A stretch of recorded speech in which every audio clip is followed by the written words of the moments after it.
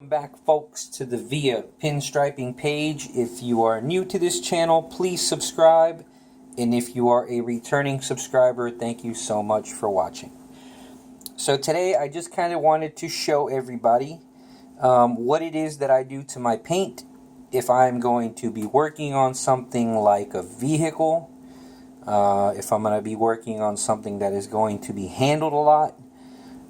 For example, at the moment I'm going to be working on a guitar, and I know that this particular spot on the guitar, the forearm of the guitar player, will be rubbing a lot. So it will be handled more than your average anything, really, because it's going to be played quite a bit. So I want my paint, and I'm using One Shot Bright Red at the moment. It might be dark because of the lighting, but it is One Shot Bright Red. I want this paint to be durable, and this will be picked up in a couple of days, so I also want it to dry quickly. So what I'm going to do is, I have here my hardener, which I did a video on recently. You could find a little bit more information on the hardener in the previous videos. I have a little screw. I'm just going to take the screw off, and I'm going to add a few drops to this paint. What the hardener is going to do is make the paint a little bit more resilient, and it'll also keep it a little glossy. I'm going to try to add a few drops, even though I'm looking through.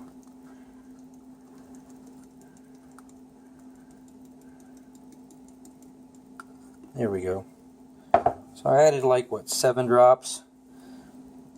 Seems like a decent amount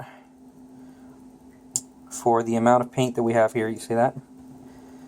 Now that will make it dry a little faster, but I also have Japan Dryer. It accelerates the drying of oil-based enamel and varnish. The hardener I found at Tractor Supply, which you could also get One Shot hardener if you prefer, you know, to go with the One Shot brand. And I found this Japan Dryer at Lowe's, I do believe. So any hardware store. I have some Japan Dryer here in a little glass jar that I found in the apartment, and I'm going to put a few drops in there as well. Now the way I do this is kind of primitive because I can't really think of any other way, but I just dip a popsicle stick in there that's been soaking some up and allowing it to drop in here. The faster you do it, the more drops you get. See? And I will stir this paint very well.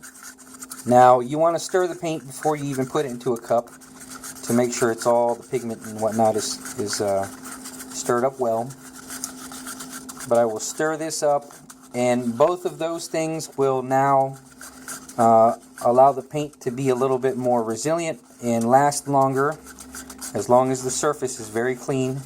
And now this Japan Dryer will also allow it to dry faster. So that's what I do to paint if I know it's going to be handled, or if it's going to be outdoors.